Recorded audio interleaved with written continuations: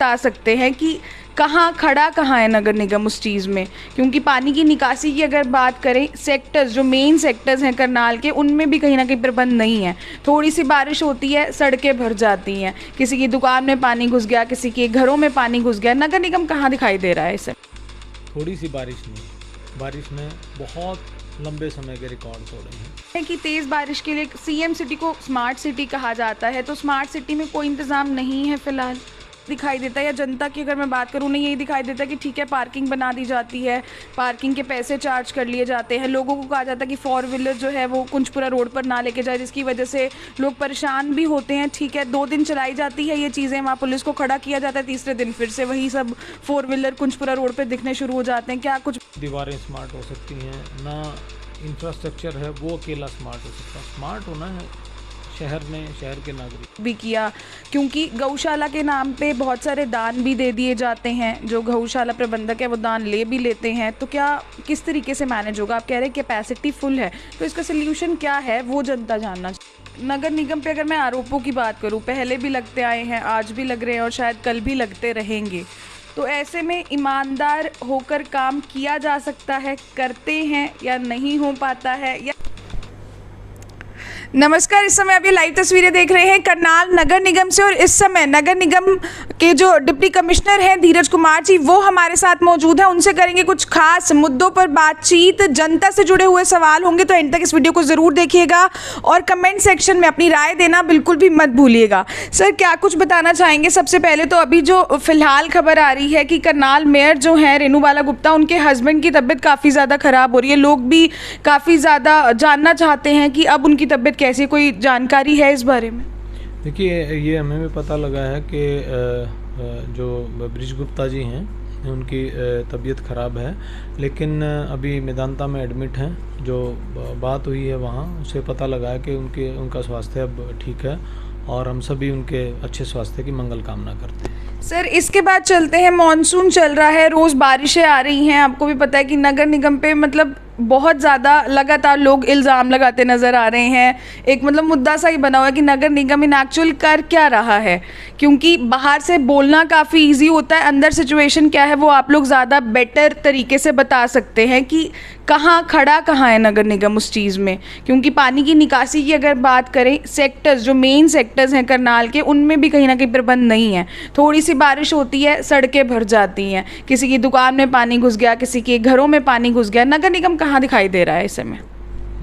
देखिए, एक तो मैं आपको दुरुस्त करना चाहूँगा, थोड़ी सी बारिश नहीं, बारिश ने बहुत लंबे समय के रिकॉर्ड तोड़े हैं। और बारिश या पानी की निकासी को लेके जो इंतज़ाम किए जाते हैं वो कुछ पैरामीटर्स को ध्यान में रख के किए जाते हैं, जो कि रूटीन से कुछ ज़्यादा किए जाते हैं। लेकिन जब बारिश बहुत ज़्यादा हो जाती है तो जल भराव की स्थिति पैदा होती है। तो मतलब अभी तो सिर्फ आपने कहा, ठीक है, मैं ये बात मानती हूँ कि बारिश पहले के मुकाबले काफ़ी ज़्यादा थी इस बार, तो हम ये कह सकते हैं कि तेज़ बारिश के लिए सीएम सिटी को स्मार्ट सिटी कहा जाता है, तो स्मार्ट सिटी में कोई इंतज़ाम नहीं है फ़िलहाल?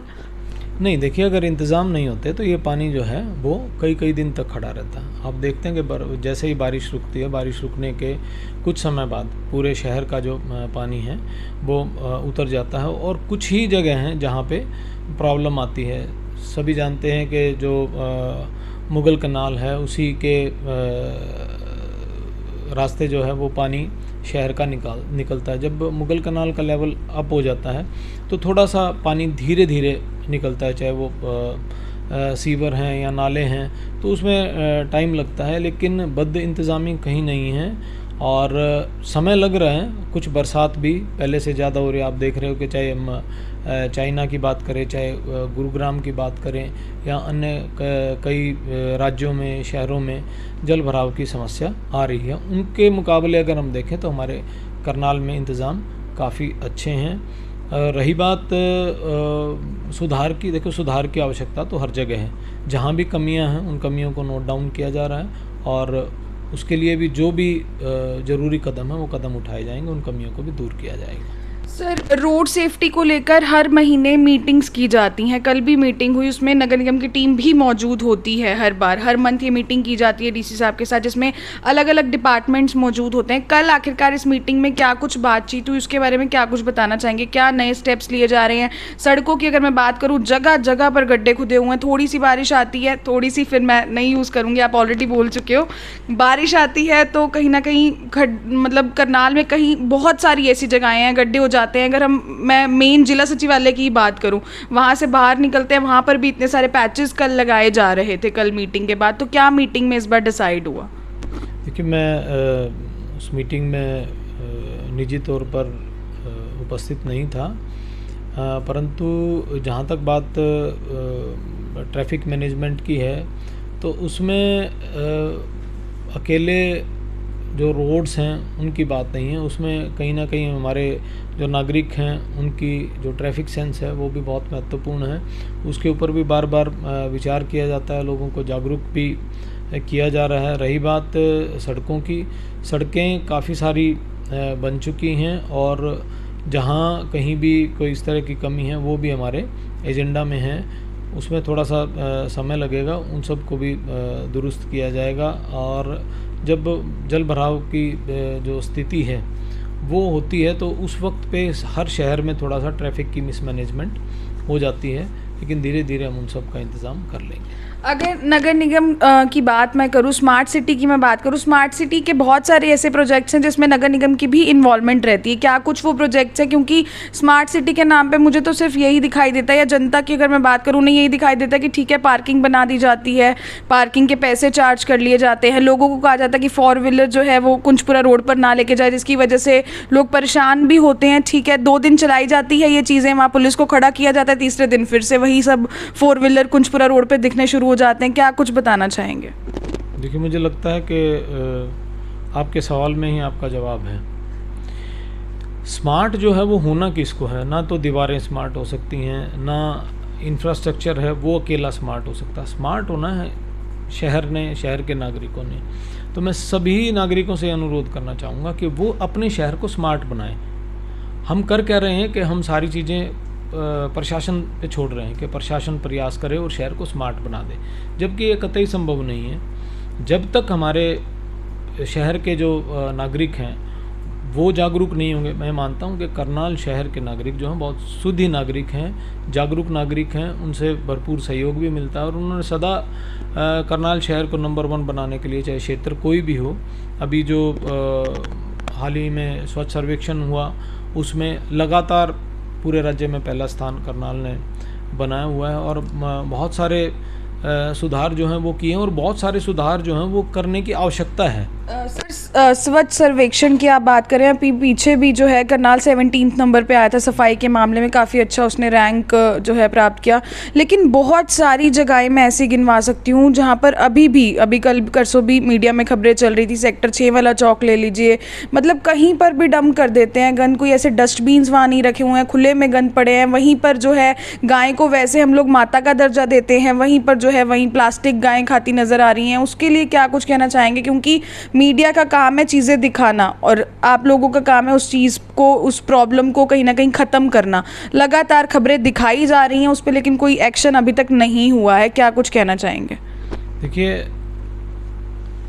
नगर निगम करनाल उन नगर निगमों में से है जिन्होंने सबसे पहले गौशाला बनवाई, नंदीशाला बनवाई। और आप जाके नगर निगम की जो गौशाला है वो देख सकते हैं। मैं आपसे अनुरोध करूँगा कि आप वहाँ विज़िट करें।